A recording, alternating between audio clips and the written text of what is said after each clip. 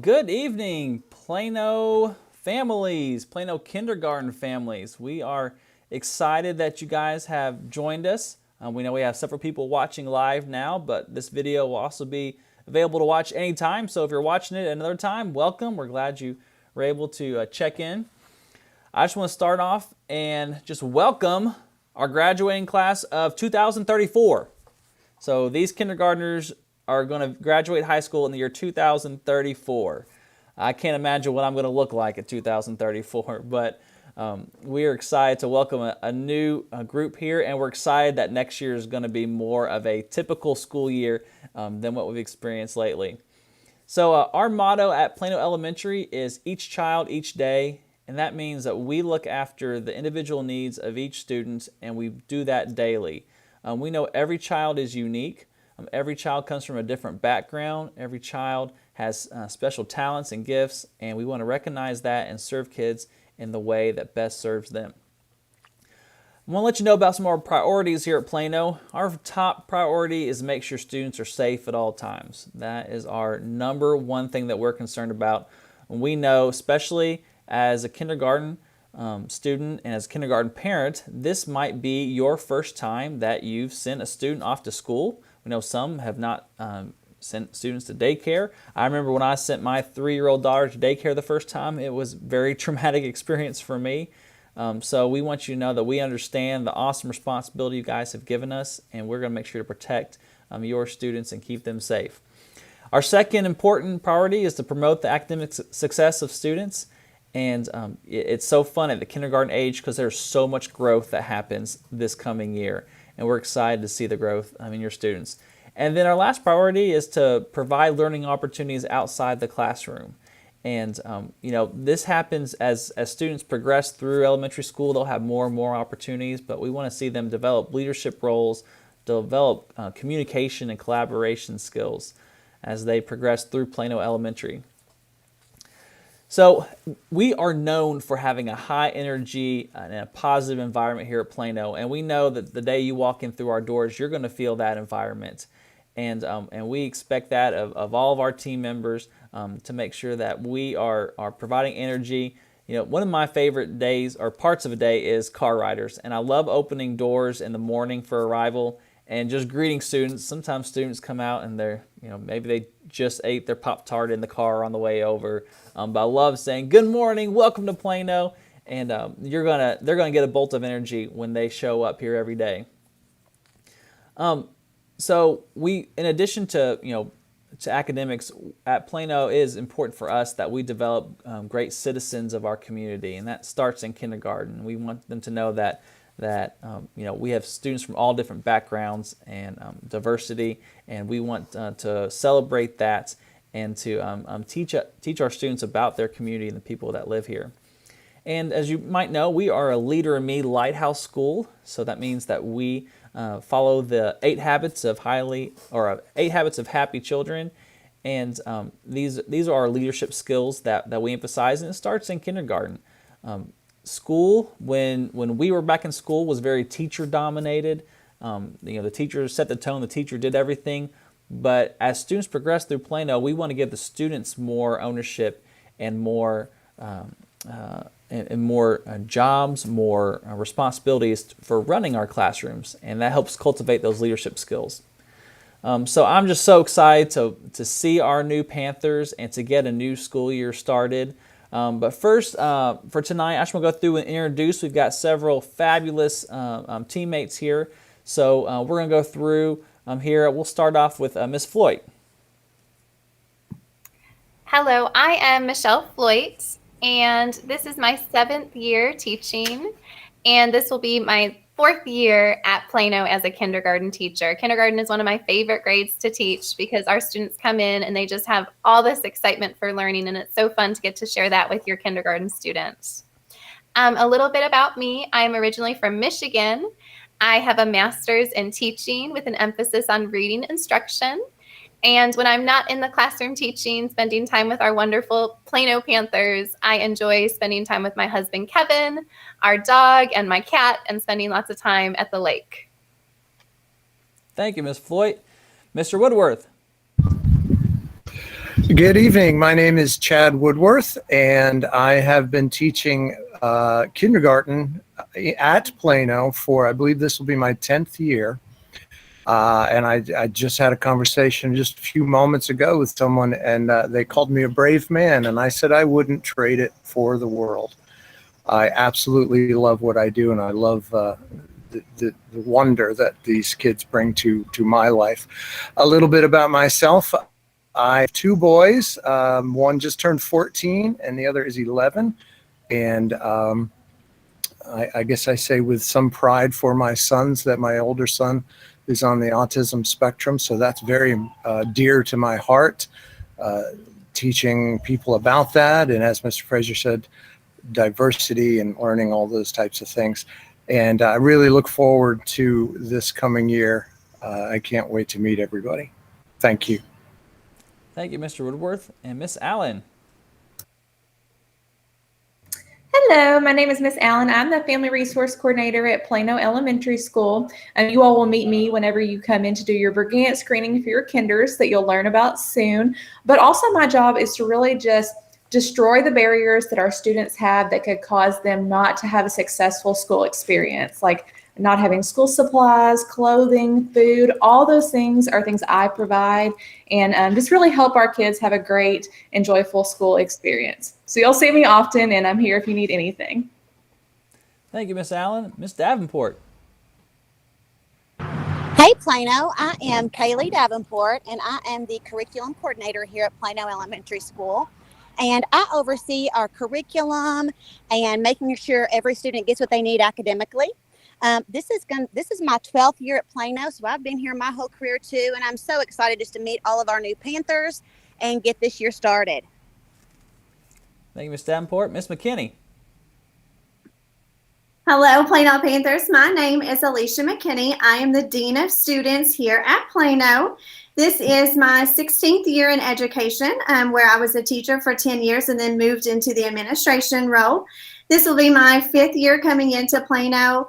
Part of my job here is to help make sure that we have a positive learning environment and a very safe environment for our students. I am also in charge of buses and currently anything COVID. We look forward to having you all here next year. And Miss McKinney has been very busy dealing with COVID things. All right, Miss Brown. Hello, my name is Alex Brown, and I am a kindergarten teacher here at Plano. This is my 2nd year teaching kindergarten and my 4th year in the classroom. I have my bachelor's and master's degree from Western. I'm a big WKU fan. And in my spare time, I enjoy spending time at Western at their sporting events. Thanks, Miss Brown. And Miss Jennings, a familiar face for some of these families. Hello, Plano Panthers. I'm Carly Jennings, the preschool teacher here at Plano. This is my 7th year teaching preschool, and it's also my 4th year here at Plano. I'm so excited for all of you going into kindergarten. Congrats. It's kind of a bittersweet time for Miss Jennings because she's having to let them go, too. And finally, Miss Yates. Hello, my name is Leanne Yates. This is my 10th year in education. It's going to be my 5th year at Plano as a school counselor. I work with kids on social emotional learning. I work with them individually in counseling and small group counseling as well. Personally, I'm married to my husband, Kevin, and I have a 1-year-old son and a daughter who's 3 who just started preschool at Plano, and she loves it. And I can't wait to meet all of our new kinders and have a great year next year. Thanks, Miss Yates. Well, and my name is Ben Fraser. I'm the principal here at Plano, and I'm finishing my 7th year here at Plano. The 7 years before that, I was a high school band director in Tennessee, but Bowling Green is my home, and my wife is a teacher at South Warren High School, so it's really fun that she has some former Plano students there, so really kind of in that Plano ecosphere in our family. So again, welcome. And I want to commend our families who are watching this. If you're watching it, it's because you're invested in your child's education. And more than likely, you've probably already registered. If not, we'll show you or tell you how to do that at the end of this. But thank you for being involved. And our partnership that we're going to build the stronger our partnership is between us, the better the experience is going to be for your child. So I just thank you for watching this and for taking some great first steps to your child's grade school experience. All right, so our primary purpose tonight is just to help you prepare your child for kindergarten. We have a presentation prepared by our kindergarten teachers where they're going to talk about things that you can practice with your students over the summer as we approach next school year so that they're ready to succeed in day one. And then we will, after the video, we'll give a chance for you to ask us questions. So on YouTube, there is a live chat feature, and that is your place where you can ask questions for us. So you are welcome to ask a question at any time. If you see something during the, if you're listening to the video and you see something, you're welcome to ask a question during the video, and we'll make sure to get to it at the end. So we really want this to be a time that you guys lead us at the end. So please be ready for those questions after the video. So now I'm going to turn it over to our kindergarten teachers. So here we go.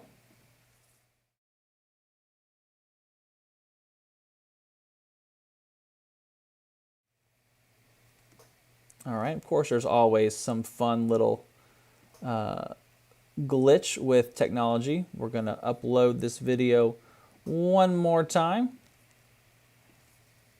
Give us just a second. And here we go.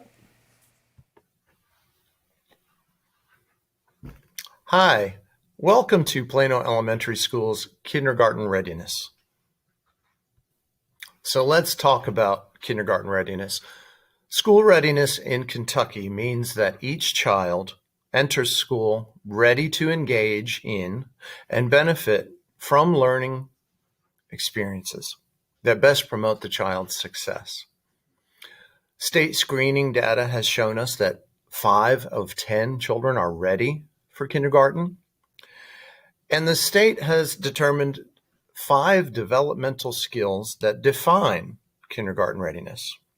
Those are literacy and mathematics general knowledge, approaches to learning, social and emotional development, language and communication, and health and physical well-being. This is a graphic that breaks down those 5 readiness skills, and we will address those in a little more detail.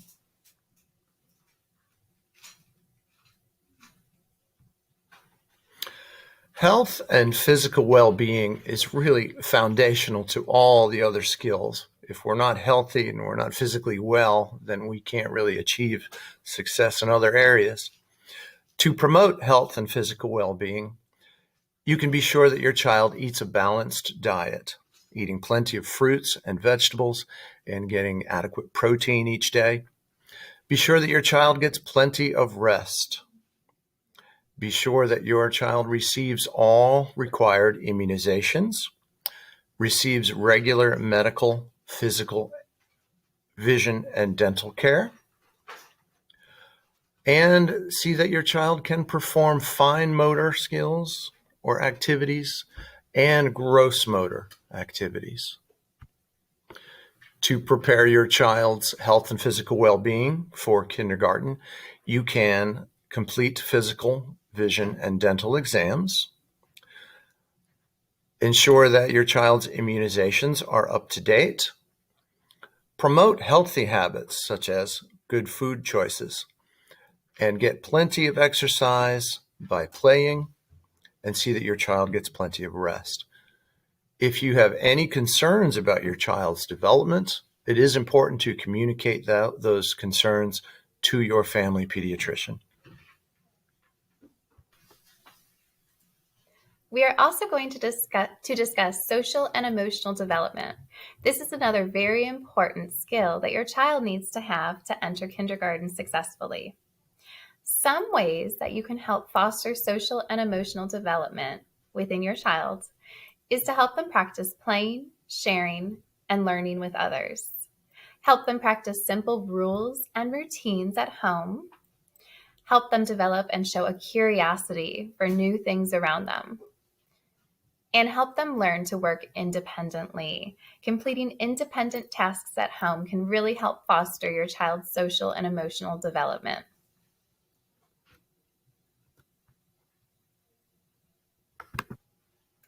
To help prepare your child's social and emotional development for kindergarten, some things you can do at home over the summer is to help your child foster self-confidence, encourage their independence skills, and model positive social skills. A great way you can also help prepare your child social and emotionally to enter school is to demonstrate and discuss various emotions and how to respond appropriately. What this could look like if you're playing with your child at a playground and they don't like something that happens at the playground, you can talk with your child that they feel angry, and that's okay to feel angry, but how can we respond to that appropriately? We will review all of our social and emotional learning and help continue students to grow and learn in kindergarten. But these are some great ways over the summer you can practice with your child to help them be more prepared. Language and communication development is another vital skill upon your child entering kindergarten. When your child enters kindergarten, they should have the ability to know their full name and age. One area where this comes in great importance here at Plano is if your child is in the car rider line and their last name is called, we want your child to be able to stand up and say, "That's my name." We should also be practicing home address and telephone number. This can be a more complicated skill, but practicing this skill with your child is a great language and communication skill. Your child can practice writing their first name, which we will always continue to do in kindergarten. You can use pictures and beginning writing skills to tell stories and draw pictures at home and talk about what your child is drawing to really hone in on those different language and communication skills. Also, practice with your child speaking 5 or 6 word sentences and speaking in full sentences. Some ways that you can help foster this language and communication development within your child is by encouraging polite forms of speech. This is something that we always do here at Plano, by encouraging students to say yes, ma'am, and no, sir, and use those kind manner words like please and thank you when they're going through the lunch line. You can promote good listening skills.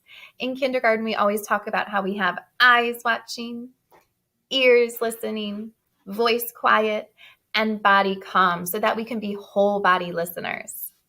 We also want to ensure that your child is understood by strangers. So if a new person meets your child, is your child able to be understood easily? You can have frequent conversations with your child and correct their language when appropriate to help them have excellent language and communication skills upon entering kindergarten. Another very important skill for your child to have a positive experience upon entering kindergarten is to approach their learning with an open mind and be ready to learn. So what this means is that your child is ready to have a positive experience here at school. They can focus and listen. They can persist in tasks that are challenging, so they don't give up. We talk about perseverance here at school a lot, and to always keep trying even if something gets hard. Your child likes to play in groups or pairs based off their interests, and they're always ready to join in and play with their friends.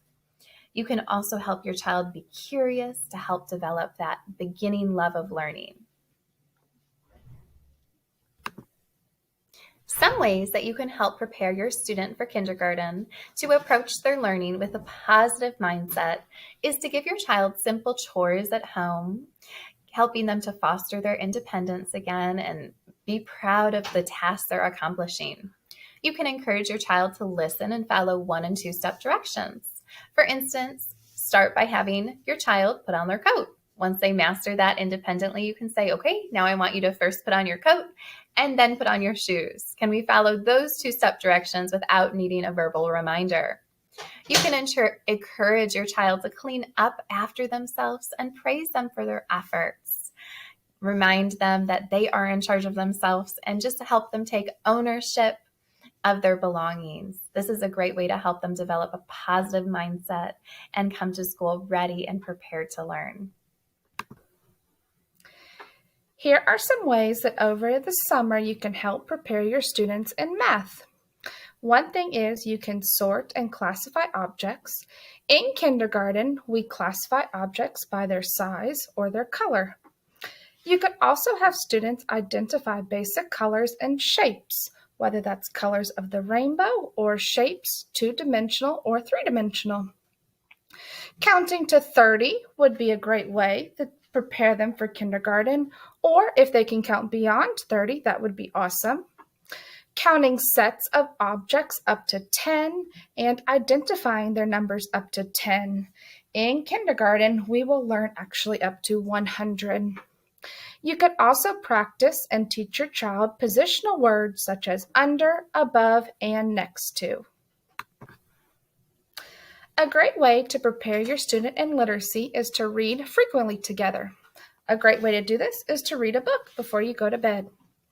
Reading a book can help promote print awareness. You could talk about the front cover of the book, the back cover of the book, where the page numbers are, or how we read words and sentences from left to right.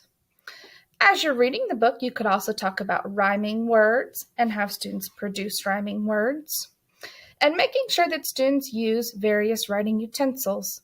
Having students practice holding and writing with a pencil or a crayon or a marker. And last is practicing the alphabet. Having students say the alphabet is very important, but also having students practice writing upper and lowercase letters in the alphabet. Here are some ways that you can help your child transition into kindergarten. Some of them include attending our kindergarten tour night that we are having here in April, as well as attending our kindergarten jump start that'll happen right before school starts, and our open house that we have here at Plano. It's also important to establish a good routine that helps your child go to bed early to ensure they're getting enough rest and ready for school the next day. Being punctual for drop-off and pickup is important so that your child is learning and becoming involved in the school and classroom. This means communicating with your teachers regularly and reading all the communication from the school. Here we have some upcoming dates that are important. Our first one is our kindergarten tour night. This is April 29th, and this will be an event for you and your child to come up, and you will be allowed to tour the school. You can see where the cafeteria is, where the gym is, the library, and you will be allowed to visit all 3 kindergarten classrooms. We will also have our Jump Start program, which will be July 29th. And this program is like a camp, and it is free, and it'll be a half day. So you will drop your child off at school at 8:30, and then your child will be able to come down, meet their teacher, and we will be going over rules and procedures in the classroom. And then you can come back at 11 o'clock to pick them up. And last, we will have our Plano school-wide open house, which will be, it's a tentative date for August 2nd, and this will be an event where the parents can come down and see the classroom and meet your teacher and ask any questions that you have.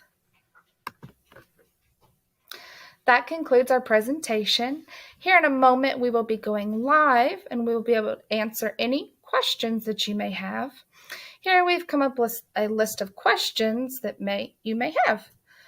Maybe it's about our schedule or the transportation. Maybe it's about the curriculum you teach or the meals or the homework, our playground or the supplies your child needs for kindergarten, the way we communicate, their attendance, whether we have rest time or not, our class size, and some ways to prepare for the summer.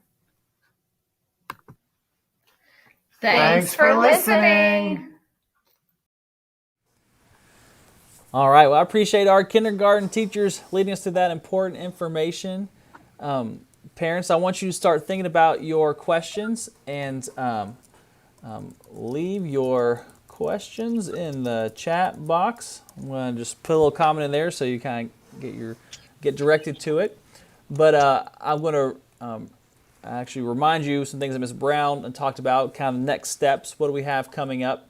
So Thursday, we hope to see you in person. Thursday this week at 6 o'clock, we are going to have a walkthrough of our school where you get to come in with your Panther and check out the big areas like our cafeteria, our gym, our library. Hey, and you can even shop at the book fair that's going on right now.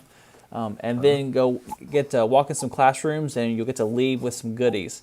So we would have loved to have this meeting in person, but we just don't have the setup in a place that's big enough and where we can hear well. If we have our gym, but you really can't hear well in there. So this is a better way for us to communicate. But we still want to bring you all in the building and get you a chance to check us out. So we hope you'll come on Thursday at 6 o'clock here. And we do ask that you limit it to just 2 adults per student, please. And then we are excited to rev back up our kindergarten jump start. This will be on July 29th. It goes from 8:30 to 11. And this is where we simulate a school day for our kindergarten students. The kindergarten students are the only ones who are going to be in the building that day. So they get a chance to become familiar with where their classroom is, where the main areas are in our building, how they're supposed to get to their classroom from the car rider loop. So that's a really important day. And so parents, you'll be able to drop off your student in our car rider loop, and then you'll be able to pick them back up there at 11 o'clock. And it's just a great way just to get students comfortable with our setting, our campus before that first day of school when everybody's here. And then we will also be in communication with you about Brigance screenings. This is a screener or a test that we administer to our students, and it gives us a starting point for knowing what the academic needs are for our students. And our goal when we create class lists, we try to create balanced class lists to where there's all kinds of learning levels in there. We just want a good mix of all of our classes. So this provides us helpful information and lets us know where do we need to start with your students. So Miss Allen coordinates those screenings. So we will have more information to send home about that. So we'll be in contact with you regarding those dates. But those you'll just schedule an appointment with Miss Allen, and then you'll come in and Miss Allen will screen. It takes maybe about 30 minutes or so, and then that's all it is. And then the last thing is our open house night, which is August the 2nd. It's the Monday night before school starts. And it's where we invite all of our families to come in, and parents included, and you get to come in and meet the teachers and hear a short presentation and just get to explore the building. And we are hopeful that we'll be able to run that in our traditional fashion. We hope that the COVID restrictions will be, the capacity restrictions will be lifted. We know Governor Beshear is looking to lift those once we hit a 2.5 million vaccinations in Kentucky. So we're hopeful that we'll be able to do that. But you also be able to meet your bus drivers if you're going to be a bus rider, set up a lunch account, join PTO. So it'll be a great night. So, and I want to make sure that you, if you're not enrolled, that you please do that. I'm going to put the link here on how to enroll in the chat. So don't click on it right now because we don't want you to leave the video, but that's there for you at the end if you haven't enrolled yet. So now we're going to turn it over to you all and let you ask questions. And excuse me, we have a question already in, and it is when are drop-off and pickup times, and what are the class sizes? Excuse me. So the drop-off time starts at 8 o'clock. School begins at 8:30, but we open our doors at 8 o'clock, and then parents can drop their children off at any time between 8 and 8:30 in the morning. And pickup time starts at 3:30. Just so you know, for that first week of school, that's when we have the most car riders. So a lot of families are like, I'm going to pick up my child from school, and they come the first week, and they're like, that's a big crowd, and you know what? I want to do this every day. Maybe they'll be okay riding the bus. And so typically we have more bus riders pick up after that first week. But starting at 3:30 is when we dismiss our students. And class sizes, well, the state recommends or funds us by having 24 students per class. And sometimes we have a little less, sometimes we have a little more. Our site base makes those decisions on how big our class sizes are. And what is helpful is what you all have done is to enroll early and make sure that you're on our registration. Because if we have enough students for 3 classes, then that's how many students or how many teachers we'll have is 3. But we can't bring on more teachers until we have more students enroll. So it's helpful if you have friends that live in the Plano area that have a kindergartner coming to school, or really any grade, just to encourage them to go ahead and enroll ASAP so that we can make plans and we can have all of our staff in place before the first day of school. If I may, Mr. Frazier, I would like to encourage all parents to, even though between 8 and 8:30, it is a great idea to try to get your child there by 8 o'clock. And some students do eat breakfast at the school, but we do teach from bell to bell, and we would hate for any learning opportunities to be missed. But we start right off the bat, so the sooner the better. Thank you, Mr. Woodworth. Mm-hmm.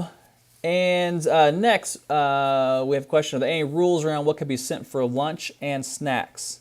So yes, there are some rules for lunch. Anything from your grocery store. The big thing for lunch is it can't be like fast food or restaurant food. The reason is because we're not supposed to compete with the cafeteria for purchasing food.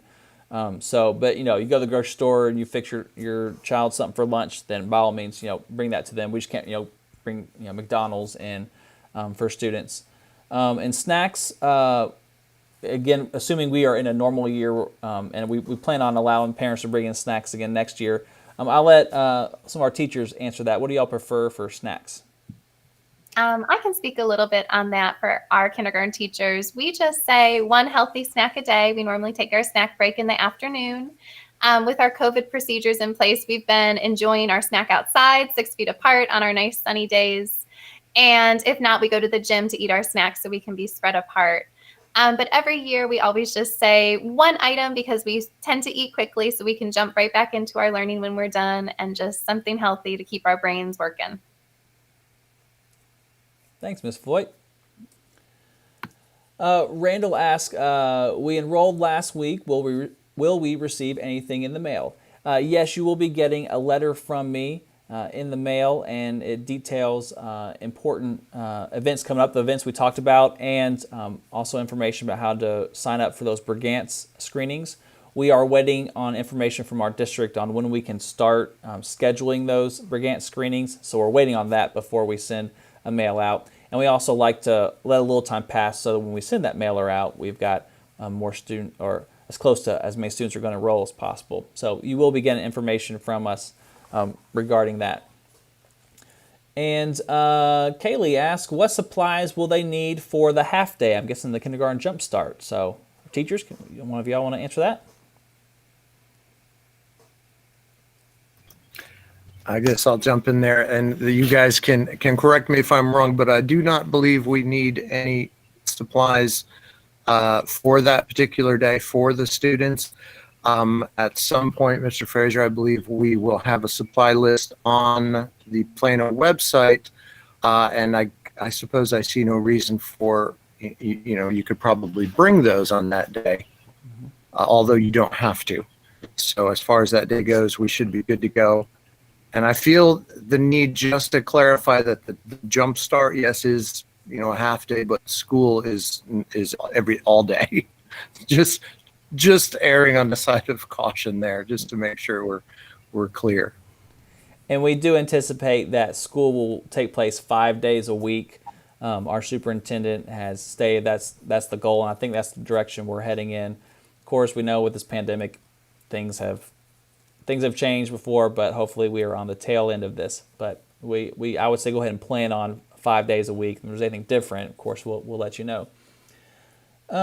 These are great questions. Parents, keep sending them in.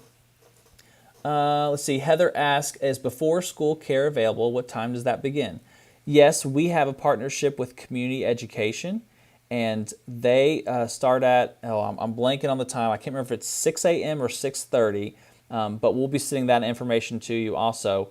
So you can help plan for that. But that is a community education runs it, and it's a separate program from Plano Elementary. But the convenient thing is it takes place here at Plano. So you will apply through them or fill out application to them to be a part of that. And then in the they also have after school care, and I know that goes until 6 o'clock in the evening. So, but community education is who runs that, but we'll also be sending information regarding that. But great question. And looks like, let's see. Okay, Christy says, on drop-off, will they be led to their class on the first day? Yes, absolutely. One thing that we have all of our kindergarten students wear is our orange vest. And so that helps us to know, all right, who's a kindergartner. So we know when we eyeball those kindergartners, and we have staff stationed at our entrances, at bus riders and car riders, to direct those students to their classroom. And they have a name tag on the vest, and it has their teacher name on it, so we'll know exactly where to take them. And also we do, I will say, on the first days of school, first week, we start on a Wednesday. That Wednesday, Thursday, and Friday, parents are allowed to walk their students to class. Again, assuming COVID restrictions don't prevent that, but parents are welcome to walk their students in. After the first week, that's when we ask parents, say we can't walk our students to class, and they'll go on their own. But that first week, you're welcome to walk there if we know that's a special time. And then Christy also asked, is peanut butter or other, I guess, nut items allowed? Yes, they are allowed. Now, if we have a student that has a peanut allergy, then we let them, we have an allergy-free table that they can eat at. And also the teacher would probably let the class, will let the class know, hey, we're not going to bring peanut butter items into our class for snacks. Of course, we won't say who has an allergy, because of course that's confidential and we want to protect the privacy. But we might let our class know, hey, we're not going to bring peanut items in. That just depends on if we have any peanut allergies. And how are behaviors managed in the classroom? A reward system? Great question. How about one of our teachers? Why don't y'all tackle that? I can take that one. So in the classroom, one of the behavior systems we use is called Class Dojo. And on Class Dojo, they can earn positive points by showing respect, being kind to their peers, having good manners, or making good choices in the hallway. Several ways that they can get positive points. But if they are not making good choices, then they can also get negative points. And the good thing about Class Dojo is on it, it's also like it comes in an app, and you can also text on it, so you can message your teacher back and forth. So I use it, and my team use it as a good way of communication with parents. And you can also see the points that your child has earned, both the positive and negative points throughout the day. And we have a philosophy of, when it comes to addressing negative behaviors, we do that privately.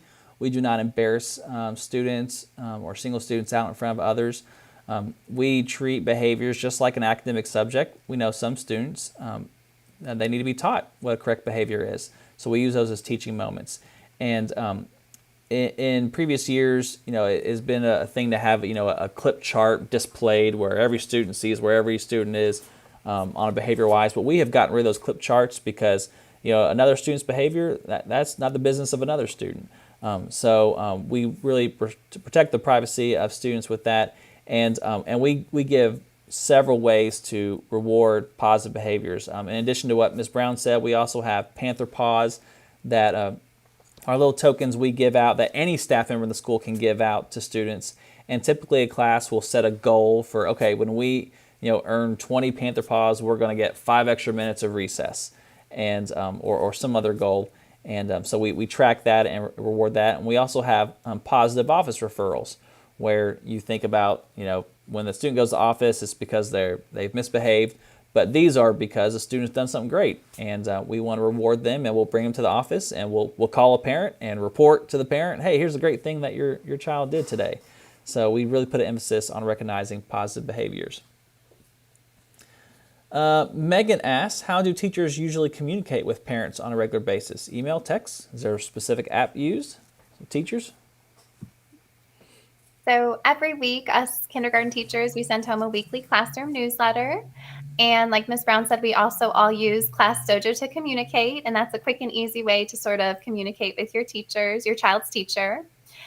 We also send frequent emails, and we're more than happy as well to make phone calls home or talk with you all on the phone. We always like to make our positive phone calls home too and just let you all know what great things we see your children doing at school. So we have lots of different ways to communicate with you all because we know you're busy and one way might work for someone and might not work for somebody else. So we try to give information the best way we can in lots of different forms. Thanks, Ms. Floyd. And also from Schoolwide, I send out a newsletter. It's just a website, and I'm going to copy the link and put it in the chat.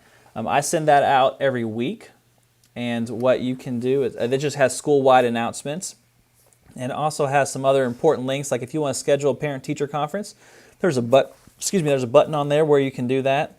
But it just has our school-wide important dates and info there that you can view. But I send that out every week, and you'll get that from me through a text and an email. So once the school year starts, you just expect on Fridays you'll get a text and an email from me that has a link to it. But it's just a website. You can view it now if you want to, but you won't get those emails until next school year starts. All right, and let's see. Heather is asking, what expectations do you have for kindergartners and wearing masks? And well, Heather, hopefully we won't have to have any requirements for masks next year. But I can tell you, right now in school, our kindergartners are wearing masks. They wear them all the time when they're inside, except when we're eating lunch, and we have converted our gymnasium to our temporary cafeteria because we can space students out 6 feet apart, and then they can eat safely, while having their mask off. But we just found out this week that we don't have to wear a mask outside now. So even before this week, if we were outside and we were within 6 feet, we had to have a mask on. But now we can take our mask off outside. But I'm hopeful that our kindergartners of next year will not have to worry about masks. But I will let you know that in August we didn't know how masks would fly with students, and honestly, it was a bigger issue for adults than it was children. Our students have been wearing their mask, and it hasn't been an issue. It's not something that we have to have a battle with students to wear. It's just they just wear it. They're adaptable. So I am getting that link to my newsletter to put in there, and I'm going to have to. All right, and we'll keep checking questions here while I keep looking that up. How far in advance can you pay for your kid's lunch account? Well, at PTO, you can put, well, let me pause for a moment. There was a recent announcement by the USDA that school lunches are going to be free for students next year. They've been free for us this year, but they're also going to be free for students next year. So that's a great announcement. But we do still have the counts because sometimes there's some extras that students can buy, if they want more of an item, or I know we sell some ice cream that they can purchase too. So if you want to put that, it's just kind of like a debit card system. You just put money on the system, and then when a student goes through the line, they punch in their number. And our kindergarten teachers do a great job. Actually, how about one of our kindergarten teachers, can you all talk about how students go through the lunch line? Do that? Yeah, I believe it's my turn to talk. We always guide them through the lunch line. We have in normal years, we each have a designated spot or direction line that we go to. We have designated tables, and then we assign seats for the students as well. And similarly under the COVID restrictions. But we guide them through the lunch line, and then certainly in the first weeks and even months, we're right there, helping them to understand what they need and offer them the choices, and often we'll put things on their tray for them and teach them to eventually do it on their own. And they, again, the lunch ladies also assist in that.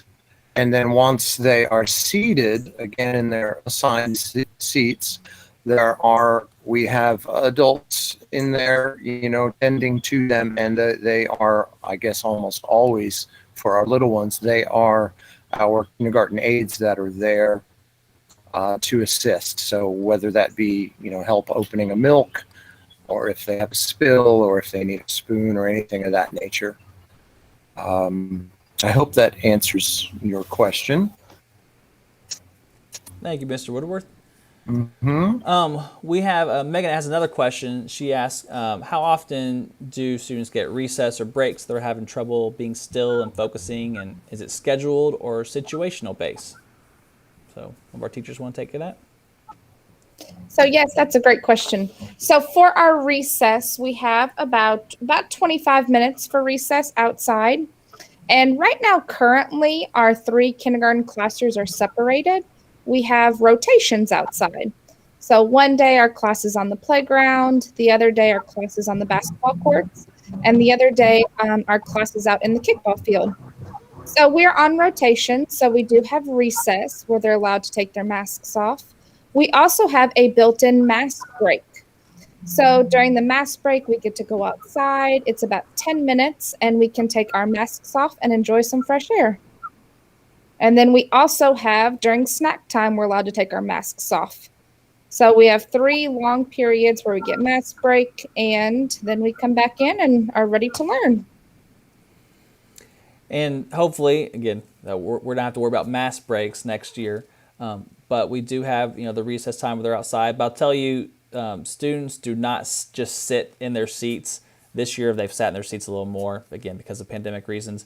But typically, we have a lot of movement in the classroom, especially during reading time. We might have, 15 minutes of here's a whole group instruction, and then they're going to move around the room to different centers.